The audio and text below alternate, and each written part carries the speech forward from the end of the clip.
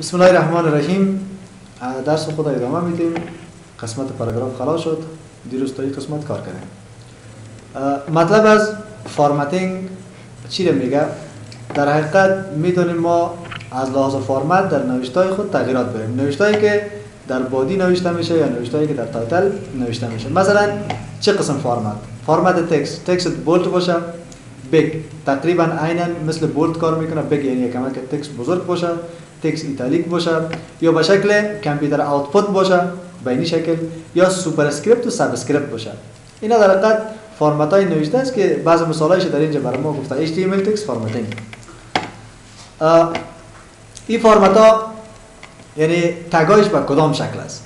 اگر ما بخوایم نوشتیم بولد شود تگ بی است. تگ بی داخل از این متن نوشته میکنیم. اگر بخوایم نوشته ایتالیک شود تگ آی. صحیح است نی؟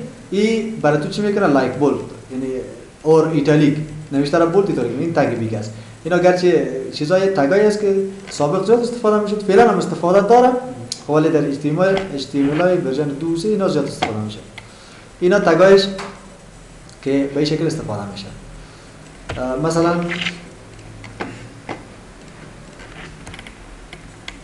خب اینجا این موضوع رو پاک میکنیم. مثلا یک تگ پاراگراف میگیریم، تگ پی شروع و اینجا نوشته میکنیم. تگ پی دوباره پس بستن. این رو میخوایم بولد باشه، نوشته این رو میخوایم بولد باشه. صحیح نی؟ حالا میشه که این خارج از تگ در نظر بگیری، یعنی تگ پی در داخل تگ بولد در نظر بگیری، یا تگ بولد در داخل تگ پی در نظر بگیری. تگ بی پس تگ بی بسته. اینا رو تا کدام قسمت بولد میکنیم. مثلا اینا قدر جایش بولد میکنیم. اینجا پس تگ بی اینجا بسته کن. خب از این بعدش میخوایم مثلا ایتالیک باشه. صحیح نی؟ اینجا فقط تگ آی شروع و تگ آی در اینجا بسته میکنی. خیلی گپای ساده است اینا. اندرلاین کنی یو میتی برش. اونو گپایی که اکثر از بین رفته، اونا دپلیکیت میگن، اونو دفعه دپلیکیت شده. خب یک بار صفحه رو رفرش میکنیم. عادی ببین این قسمتش بولد است و این قسمت دیگه شون ایتالیک است. خب بازم کاربرد داره، کاربرد در وبسایت ها داره.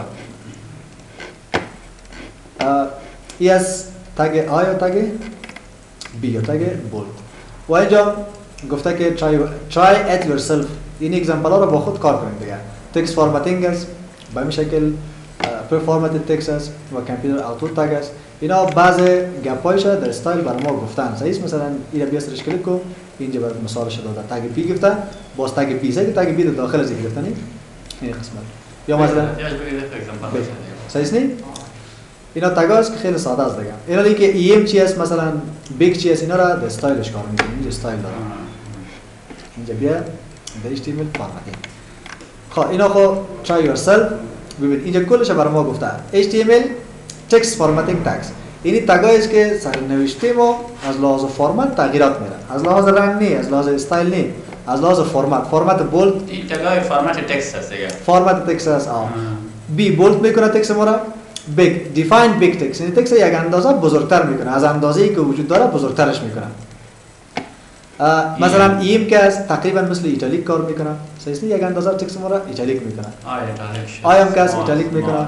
اسمال ای که بود تکست یک اندازه بزرگتر میکنه از اندازه فیلش، و اسمال از اندازه فیلش یک چیز کوچکترش میکنه. استرانگ هم این شکل یک چیز مثل بولد کار میکنه. صحیح و مهمترین موضوع در اینجا ساب اسکریپت و سوپر اسکریپت است. یعنی با توان با قاعده نشان دادن یک متن که بخواید در وبسایت نشان بدید که در ورد زیاد استفاده میکنن. خب چه قسم نشان میدیم؟ مثلا من اینجا یک چی نوشته میکنم x اینا نوشته میکنم سوپ، یعنی x با توان 2. آیا اینا پس تگ سوپر اسکریپت بسته کنم؟ بسته میشه چرا که کانتنت داره دیگه. اینجا کانتنت که داشت تگ بسته میشه. تگ پیر است نی؟ تگ که پیر بود به این خاطر ای بسته میشه. x سوپ 2. این کنترل سی میکنه. اینجا بیا یک بار بگیر. یعنی اینجا دوره بزرگ میشه. نه اینجا ای دور از اسکریپت میکنه. اینجا کار میکنه. یعنی x به توان 2 سوپ اگر سب بگیری باز x به قاعده 2 میشه. صحیح؟ اگر اینجا عوض از سب بگیری مثلا اینجا ثبت دارن این اصول بود اینش هم ثبت است ثبت ایس با قاعده میرم خب اینجا نوشته میکنیم از یک کنترل دی میگیریم مثلا اینجا ثبت میگیریم ثبت و ایرام ثبت اصول بود نه ای ثبت است اس یو بی میاد قسمت بی حالا اکس با قاعده دو میشه یه کنترل اس میکنیم یک بار سفر رفرش میکنیم بی اکس با قاعده دو اکس با دوان دو اکس با قاعده دو اینی کاربرد داره اگر تازه خب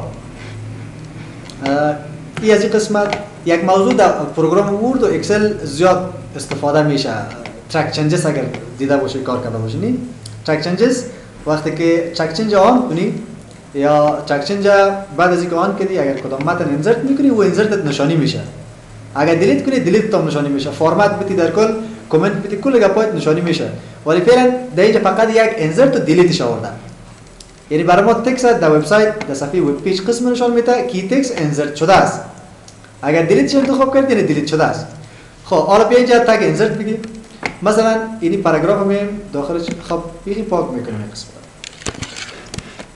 اینجا نوشته میکنیم که تگ انسرت شروع آی ان اس است نه تگ انسرت شروع و اینجا نوشته میکنیم مثلا انسرت دوباره پس تگ انسرت بستن میکنیم خب بعد از این مثلا نوشته میکنیم که یک متن نوشته میکنیم after the text insert the text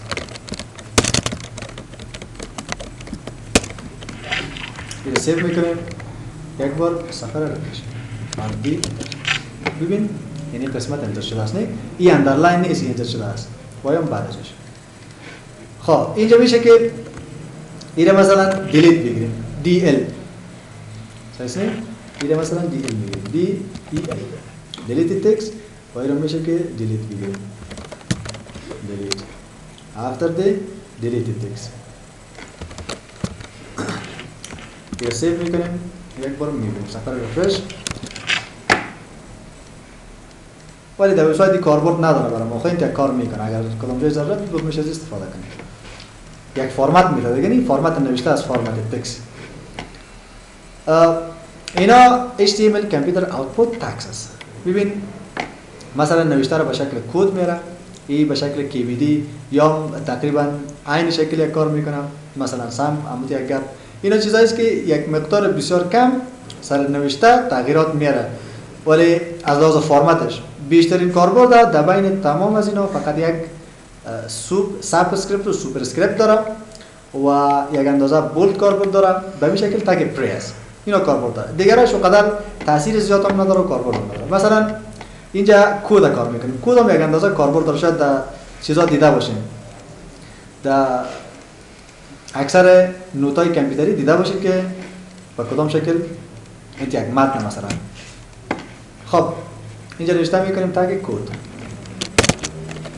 یک تگ میگیریم نوشته میکنیم کد و اینجا مثلا نوشته میکنیم خب پیش ازی که کار کنیم نوشته میکنیم که HTML مثلا توتوریال صحیح HTML توتوریال اینجا یک تگ بیار تایپ میکنیم BR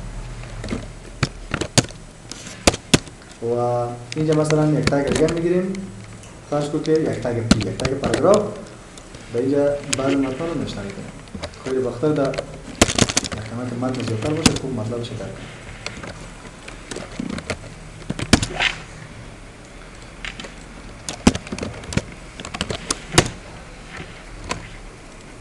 خیلی واسه کافی میکنیم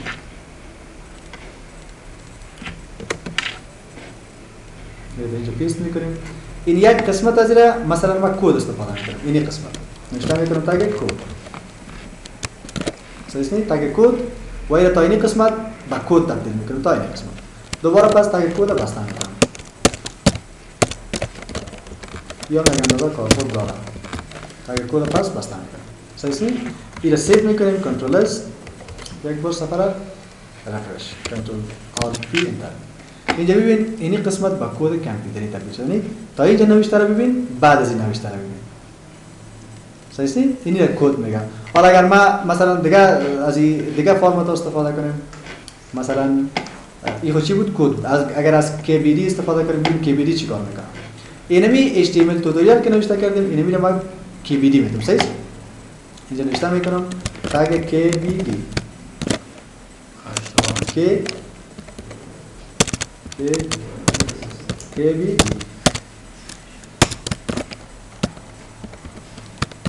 تگ KBD با اینجا پس اینمی KBD رو بستم میکنم. یک کنترل سیو میکنیم یک بار میبینیم نتیجه را. ببین عالی را بچه تبدیل کردیم. این یک اندازه بسیار کم، یک مقدار بسیار کم از لحاظ فرمت سرنوشته و تغییرات میدن. متوجه هستید؟ اینی کارا رو میکنم.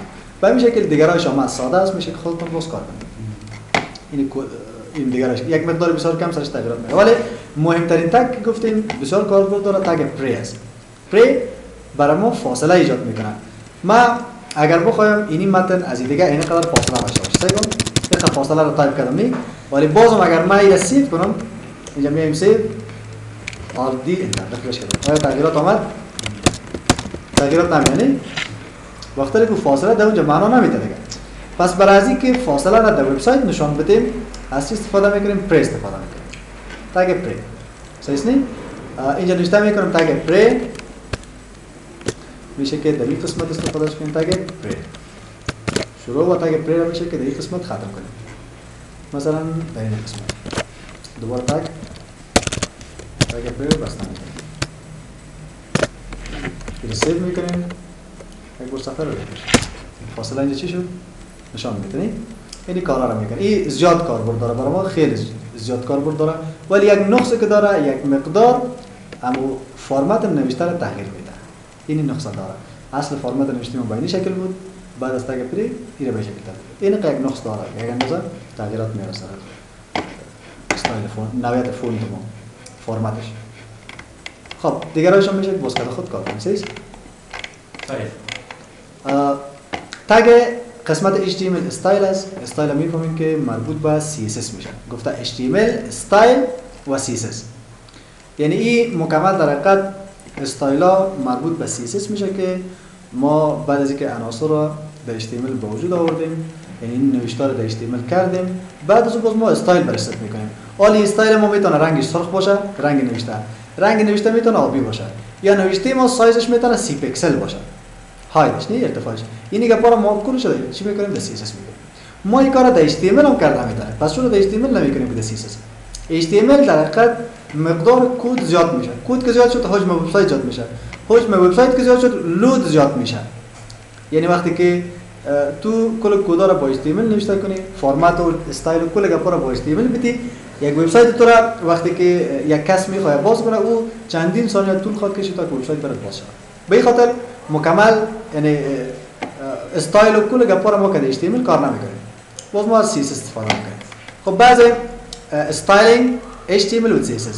اینجا بعضی کدایی که گفته اینا مربوط به CSS میشن. صحیح است؟ این تگاخ از HTML است. ولی اینی که استایل مساوی به دبل کدشن، بک‌گراندش کلر دو نقطه یلو، این مثالش رو روزم کار کردیم. این مربوط میشه به CSS. یعنی یک کد CSS است در داخل تگ HTML. و به این شکل اینجا این در صاحب بادی بود دیگه، نه بک‌گراند بادی رو تغییر داد. این گفتیم استایل یک گلوبال اتریبیوت است. گلوبال به این معنی که داخل هر تگ میتونیم ما استفاده کنیم. این ما داخل تگ پاراگراف استفاده کردم. ولی اینجا داخل تگ بادی استفاده کردم چون این گلوبال است. اینی گپا رو راجع به این برای ما گفته که میتونیم ما چی کنیم؟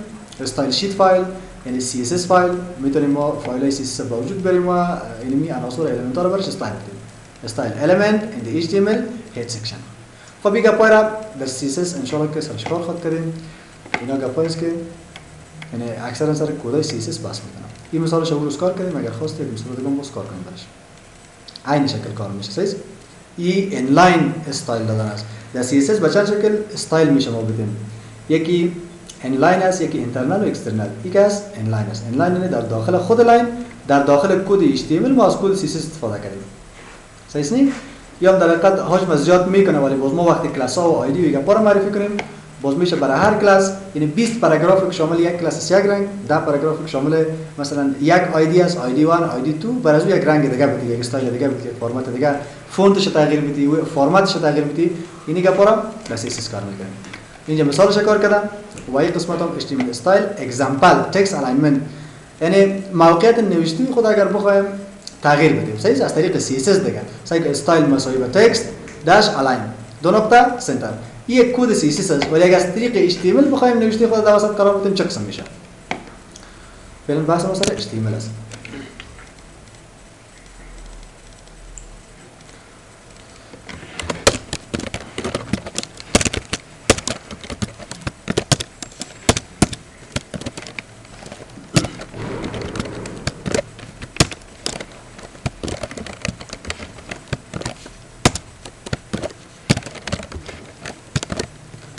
خب مثلا من یک هیدینگ نوشته میکنم، یک هیدینگ میگیرم h1 الاین مساوی با دبل کوتشن سنتر، موقعیت نوشته را سنتر انتخاب کردم. تکستش چی باشه؟ تکست مثلا افغانستان باشه. دوباره پس تگ چه که بسته میکنم.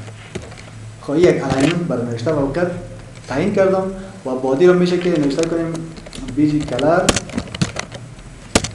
مساوی با دبل کوتشن مثلا لایت بلو صحیح نی؟ دبل کوتشن. یک کنترل سیو میکنیم، یک بار سفر رفرش. موقعیتش در کجا شد؟ در مرکز شد یعنی این در حقیقت الاینمنت است که اینجا هم الاینمنت کار کرده ولی این الاینمنت که در CSS کار کرده. این مثال چه بگیم؟ بادی است H1 استایل مساوی با استایل. وقتی که استایل گفتیم یعنی به این معنی که ما اینمی در حقیقت خود CSS که است یک کاسکیدینگ استایل شده است. اینمی استایل را که ما استفاده میکنیم اینلاین است در داخل خود لاین. این به این شکل استفاده میشه. خب اینا deprecated tags and attributes. deprecate یعنی منسوخ شده، چیزی که از بین رفته باشه، چیزی که کهنه شده باشه، در ورژن‌های قبلی موجود بوده ولی در ورژن فعلی از بین رفته ولی تا هنوز هم سپورتش از براوزر قطع نشده، یعنی در براوزرها تا فعلا اینمی تگا را سپورت میکنن، میشناسه تا فعلا. ممکن ورژن‌های بعدی HTML که میاد اینا را نشناسه و از بین میبره. مثلا تگ سنتر نوشته را در مرکز میاره، مثلا فونت است صحیح نی؟ تگ فونت است و به این شکل بیس فونت اینجا فونت مشخص میکنه که نوعیت فونت تاهما باشه چی باشه یا ایریا لاک باشه. رایت تو لفت هم میشناسه دیگه الاین. رایت تو لفت هم میشناسه، الاین مساوی به سنتر و اینجا رایت تو لفت هم داره صحیح نی؟ چون به طرف لفت خود بای دیفالت است ولی رایت هم برش مشخص میتونی چون لفت خود بای دیفالت میشه. اگر مشخص هم نکنی و لفت میگیره. اگر سنتر گفتی مرکز رایت گفتی باز داره میره. تاپ و باتم هم داره، بالا و پایین. به این شکل استریک است و اندرلاین است. اینا بعض اتریبیوت الاین و BG کلر کرده. اینا در حقیقت دپریکیت شده ولی فعلا هم سپورتش در براوزر است. در HTML دیگه به درد نمیخوره. میشه. HTML خود تگای HTML است ولی در HTML های ورژن 9 به درد نمیخوره. چون اینا اگر ما مثلا در هر پاراگراف برم فونتش تعیین کنم، برای هر پاراگراف مثلا الاینمنت تعیین کنم، BG کلر تعیین کنم، این در حقیقت مقدار کد مرا زیاد میکنه. کد که زیاد شد گفتیم حجم وبسایت زیاد میشه. حجم که زیاد شد او را از سرور زود لود نمیشه. بسیار چی وقت میگیره تا اینکه وبسایت ما باشه. و این خاطر خسته‌کن میشه برای کسی که از وبسایت استفاده میکنه. این موضوع استایل و بخش لینکس. قسمت استایل تکمیل ان شاء الله در CSS کار میکنه. لینکس در حقیقت یعنی یک موضوعی است که 100% کاربرد در وبسایت داره. یعنی بدون لینک، بدون از اینکه ما در وبسایت خود از لینک استفاده کنیم، وبسایت بی معنی است. یعنی یک چیز جور میکنیم بی معنی، چیز به درد بخور نیست. حالا سعی کن هر قسمت از این لینک داره به یک پیج دیگه. میبینی اینا در حقیقت کدام لینک هست که اینا را ان شاء الله در چیز کار خواهد کردیم، یک پروژه که خود کار خواهد کردیم که دیگه پارا مثلا بیشتر که دی به درد میخوریم پیجای فیسبوک و توییتر لینک میکنه مردم. یک آپشن داره که لینک داره صحیح. اونجا باز URL مشخص میکنه که وقتی سریع URL میشه کلیک میکنه سریع کلیک میکنی باز میشه صحیح نی. بازی لینک هم به چند شکل میاد. این لینک چند شکل است. یکی اینترنل است، یکی اکسترنل است و یکی هم این چی میگن ریکرسیو لینک میگن. ریکرسیو لینک یا این نیم اند کورم میگن صحیح. نیم اند کورم انت اسکیل داره، نیم اند کورم باشه. این سه قسم لینک است. اینترنل چی معنی میده؟ یعنی از از یک صفحه وبسایت خود ما به یک صفحه وبسایت خود ما. ما در صفحه اصلی وبسایت ما هستم، از این لینک میتونم یک قسمت، یک تکست، یک موضوع، یک لینک ایجاد میکنم به صفحه دیگه وبسایت خود. اینا اینترنل میگن. صحیح است؟ ولی اکسترنال چی معنی میده؟ اکسترنال به این معنی که در صفحه وبسایت خود ما یک لینک ایجاد میکنم به صفحات به وبسایت های دیگر. لینک ایجاد میکنم به گوگل. میگم هر وقت سر از این لینک کلیک شد گوگل برام باشه، یاهو، فیسبوک باشه. صحیح است؟ و این ریکارسیو لینک است در حقیقت، یا نیمد انکور که میگن این لینک ایجاد میکنه ولی از صفحه خارج نمیشه. این که از یک صفحه وبسایت ما خارج میشه به صفحه دیگه وبسایت میره. این که از وبسایت ما خارج میشه در دیگه وبسایت میره. ولی ریکارسیو لینک یا نیمد انکور که است، این داونم پیجی که هستی، در صفحه که هستی از او خارج نمیشه. مثل اینجا رسال کو، اینجا در حقیقت اینمی چی جور شده؟ نیم انکور میگن. اینجا کلیک کو، آیا از صفحه خارج شدم؟ یا مو صفحه است دیگه. سر ایمیج کلیک از صفحه خارج شدم؟ نه. اینا میره ریکارسیو لینک میگن. صحیح است؟ اگر من سر ازی کلیک کردم، سر کو، سر ازی کلیک کردم، مثلا سر جاوا اسکریپت ببین اینجا یک لینک است. یا مثلا اینجا کدام لینک دیگه اگر آورده باشن، خب لینک های فیسبوک دیگه رو شما در وبسایت ها دیدید، سرچ کلیک میکنید اون سایت باز میشه. خب این لینک است، موضوعی که شما در اینجا میشه استفاده کنید. خب HTML links کجا شد؟ HTML links. خب این در حقیقت این هایپر لینک است که اختصاریش اینه لینک گرفتن باشه. صحیح نه؟ اینجا بعضی معلومات راجع به این داده. گفته که to create a link to another document by using the href attribute. یعنی از طریق attribute href ما میتونیم لینک ایجاد کنیم که اون روز هم سرش کار کردیم. صحیح؟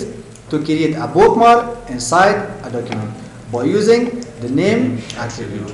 یعنی این باز ان شاء الله که روز بعد سرش کار خواهد کردیم.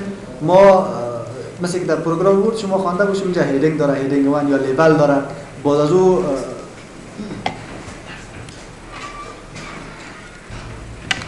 inserted links. نه این چیز بود نه HTML links. خب HTML link گفتیم مطلبش است که از یک پیج اگر بخوایم به پیج دیگه وبسایت خود بریم یا از یک پیج وبسایت خود بخوایم به وبسایت های دیگرا، مثلا دیگه وبسایت ها دسترسی پیدا کنیم، در اون صورت ما لینک ایجاد میکنیم. ببین که لینک چه قسم ایجاد میشه. گفته لینک میتونین از طریق اتریبیوت href استفاده کنید. صحیح؟ خب حالا اگر من لینک بخوایم در داخل یک وبسایت، یعنی در داخل پیج دیگه وبسایت خودم باشه، با کدام شکل این جور میکنم؟ یک پیج جور میکنم، تگ HTML دوباره باز بسته میکنیم و یک تگ بادی برای میگیریم. بادی رو بسته این رو نشته میکنیم، یک تگ h1 هم براش میگیریم، h1 و این هم علی میشه مسایی با دبل کوتس سنتر دبل کوتس نشته میکنیم، مثلا first website. صحیح نیست؟ first website اول نه چی که نشته کنیم، دوباره پس تگ h1 رو بسته میکنیم. این رو سیو میکنیم، کنترل S، یک بار صفحه را رن میکنیم، رفرش میکنیم، first website. خب یک صفحه دیگه هم جور میکنیم، یعنی میره در حقیقت نوشته میکنیم second. این را سیو اس میکنیم. صحیح؟ سیو اس این را میبرید استاپ، به نام اندکس نی بلکه مثلا به نام کانتکت یا مثلا به نام ایمیج، هر نام دیگه که داره. صحیح؟ به نام image.html را ذخیره میکنید استاپ. این را سیو. خب فعلا تغییرات را که من میارم این در کجا میاد؟ در ایمیج میاد دیگه. صحیح؟ چون من فعلا در سایت ایمیج هستم. این را کلوز میخوایم در اینی سایت یک چی کنم؟ در این سایت میخوایم یک لینک ایجاد کنم تا اینکه اون پیج ایمیج در این پیج خود ما بتونم باز کنم. پس در اینجا رایت کلیک میریم در قسمت ویو پیج سورس. از اینجا میشه که بریم به هر قسمتی که میخوایم، مثلا سورس تا کدا شدید از اینجا میشه ببینید. اندکس بکنید، اندکس.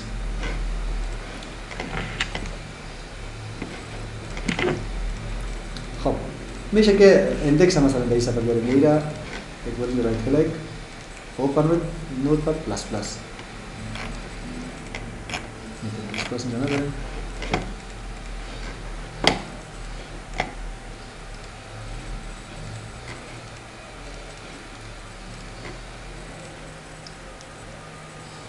خب در نوپاد بازش میکنیم فرق نمیکنه. اچوال آی سرتر فرست اپشن href فاصله چند قسم گفتیم میتونیم ما آدرس دهی کنیم مثلا با دبل کدشن یعنی یک آدرس دهی مطلق داشتیم یک نسبی از نسبی وقت استفاده میکنیم که اونمو پیج دیگه وبسایت در دایرکتوری که اندکس وجود داره در اونمونجا وجود داشته باشه صحیح اگر یک فولدر باشه و اینم داخل از این فولدر باشه یا هم داخل از این فولدر باشه هردیش همزمان داخل از این فولدر است صحیح مثل که W3 مکمل کلش فولدر بندی شده در این صورت فقط نامش نوشته میکنیم با اکستنشنش اگر نه که مثلا وبسایت پیج دیگه در دیگه فولدر باشه در کدام دایرکتوری دیگه باشه در اون صورت باز آدرس به شکل مطلق برش درج میکنیم خب اینجا چون در یک دایرکتوری است نوشته میکنیم چیز image.html دبل کوچن تگ بسته تگ رو دوباره پس بسته خب اینو سیو میکنیم فعلا چرا نشان داد لینک اینجا لینک چرا نشان داد داخل اینجا باید یک متن باشه نه مثلا نوشته میکنیم کلیک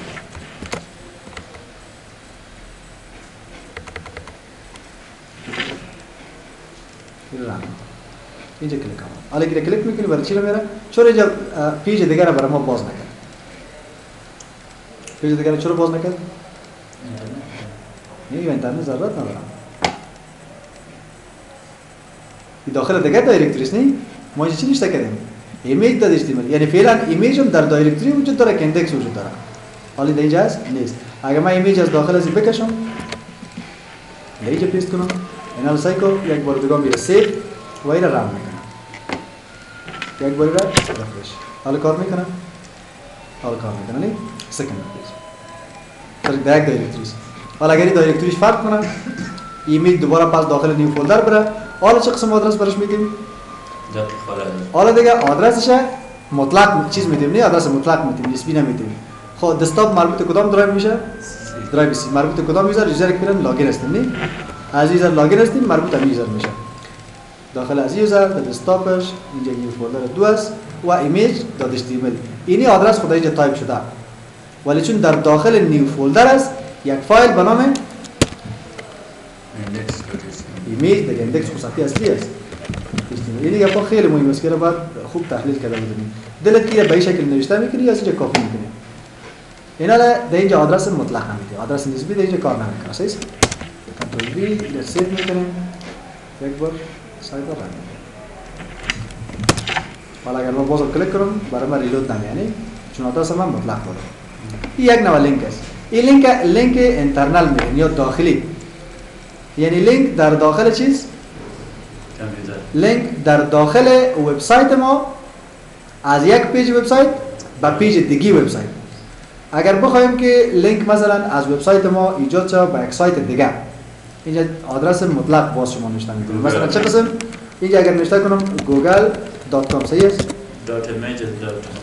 نه اگر این خود google.com اگر نوشته کنم صحیح است نه اینجا باید آدرس مطلق داده شه یعنی از طریق پروتکل که ما با اون سایت کانکت میشیم یا وصل میشیم http یا https دو نقطه فورورد اسلش گفتیم در ویندوز بکورد اسلش میشه در وبسایت فورورد اسلش یعنی www.google این دومین اکستنشن میگن .google.com صحیح نه نه دیگه اسلش برش نمیدیم اسلش چرا نمیدیم چون اگر بخوایم یعنی به صفحه اصلی گوگل وصل شویم یا به صفحه اصلی گوگل بریم فقط اینمی آدرس صفحه اصلی گوگل است اگر در سایت گوگل با کدام پیج دیگهش می‌خوایم بریم مثلا بخش ایمیج اینجا نوشته می‌کنی ایمیج بخش ویدیو اینجا نوشته می‌کنی ویدیو صحیح نه ویدیو یا بخش دیگه مثلا سام این باز یک پیج دیگه اینمی وبسایت گوگل میشه اگر به صفحه اصلی گوگل می‌خوایم بریم پس این از صفحه این سیو می‌کنی کنترل اس یک بار رن آلت دی خب فعلا اگر ما بازم سر از کلیک کنم برای ما چی باز خود شد آیا مو وبسایتی که برام سکند بود اما خود باز شد نه اینجا برای ما چی میگه unable to connect to the internet اینجا حالا سایت گوگل کوشش میکنه که باز کنه ولی باز نمیشه چرا که به نت وصل نیستیم دیگه صحیح نه این میگن لینک چیز اکسترنال یعنی از سایت خود ما به سایت که خارج از چی است؟ سایتی که خارج از وبسایت خود ماست.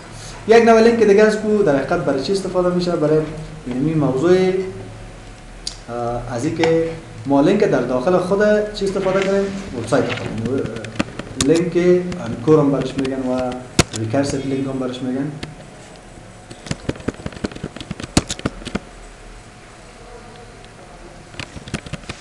که در حقیقت از صفحه خارج نمیشه دیگه. اگر ما لینک اینترنل هم به حساب با وجود بریم یا لینک اکسترنل هم با وجود بریم، به هر صورت از اینمی پیجی که ما هستیم از این خارج میشه. ولی اینی لینک ها را چی میگفت؟ نیم انکور یا ریکرسیو لینک. در این صورت بازی از صفحه خارج نمیشه. مثل که سر از این کلیک کو ببین اینی بخش این پیج قومی پیج است ولی فقط محتویات از در دیو دیگه نشون داده. این دیویژن میگن که دیو هم موضوعاتش با سرش کار خواهد کردیم. خب موضوعات لینک است اینجا برایش نیم مشخص میکنیم. URL مطلبش چی است؟ آدرس کلی، آدرس مکمل، یونیفرم ریسورس لوکیتور. و اینجا همو لینک تکست که با کدام شکل نشان داده شده که ما را کلیک نوشته کردیم. خب به همین شکل اینجا آدرس دیگر را گفتم www.http:// و indexes. این خارج از وبسایت. این از این لینک اکسترنل است دیگه با وبسایت دیگه برام. خب این از بخش لینک است که اینجا بعض اگزمپل های دیگه شون برام کار کردم. ایمیج رو کار کردیم، قبلا هم از مثالش کار کردیم برای سورس مشخص می‌کنیم. سورس اینجا URL مطلبش از آدرس. آلدر که آدرس مطلق میتونه اسپی. صحیح است نه؟ و این قسمت هم alternate syntax چی معنی میده؟ یعنی بعضی اتریبیوت های دیگر رو میتونیم ما برای ایمیج بدیم. مثلا وایدش چقدر باشه، هایدش چقدر پیکسل باشه، موقعیتش در کجا باشه، سنتر باشه، لفت باشه، تاپ باتم کجا باشه. یعنی ای الت کاس alternate بعضی چیزهای دیگر، بعضی اتریبیوت های دیگر رو مشخص میکنیم. ایمیج سایزش چقدر باشه، ایمیج ویدش چقدر باشه، هایدش چند پیکسل واسه پیکسل و موقعیتش. مثلا یک ایمیج در نظر میگیریم. فرض کو که این ایمیج میخوایم نشان بدیم. صحیح است؟ این یک ایمیج است. اینو میخوایم در صفحه وبسایت ما نشان بدیم. این برنامه چی است؟ 1 2 3 4 است. موقعیتش در کجاست؟ فعلا ایندکس ما در اونمو دایرکتوری که صفحه اصلی وبسایت ما سیام است. میشه که مستقیم نامش رو تایپ کنیم با اکستنشنش که JPG است، مستقیم برای ما باز میشه. صحیح است؟ نشانش میده اونجا استفاده میشه. ولی ما آدرس مطلق براش میدیم. پس اینجا نوشته میکنیم تگ ایمیج و برای سورس مشخص میکنیم. IMG میشه نه؟ SRC سورسش. پس ایمیج IMG ایمیج اختصاری است. خب ایمیج SRC سورسش کجا است؟ مثلا با دبل کوتس آل آدرس میگیرش. آدرسش برای دسکتاپ. خب یک بار یکمش استفاده میکنیم باز میشه که سرچش میکنیم. نامش چیست؟ 1 2 3 4 .jpg همون طرز دبل کوت قاس بسته. تگ ایمیج پیرس کانتنت داره؟ کانتنت نداره که؟ کانتنت نداره صحیح؟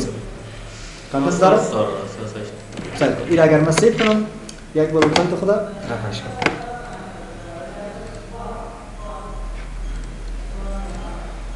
بشین یک بار کانتنت نداشت نی؟ کانتنت نداشت به این خاطر ما تگ بسته نکردیم. حالا اگر من برای هاید و ویت مشخص کنم این التر میشه، یعنی الترنت کدام اتریبیوت دیگر رو برش مشخص میکنیم. این آدرس دیگه چی شد؟ نسبی شد دیگه.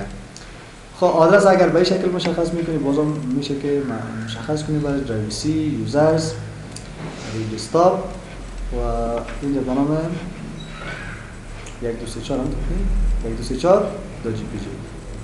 خب بکسلش 1 2 3 4 .jpg. این آدرس از اینجا کپی میکنیم. اینجا به خیر صفحه است. یه لینک دیگه یه لینک تفاوت نداره. دوباره تگ ای کار میشه ایمیج. این دیگه شکل. حالا یک بار بازم این دیگه پس نه؟ می‌بینید که تفاوت نمیاد. ولی ما اینجا چی کار میکنیم؟ برای از این هاید و وید رو مشخص میکنیم. صحیح نه؟ پس اینجا چی میگیم برایش؟ میگیم هایدش مساوی با چی باشه؟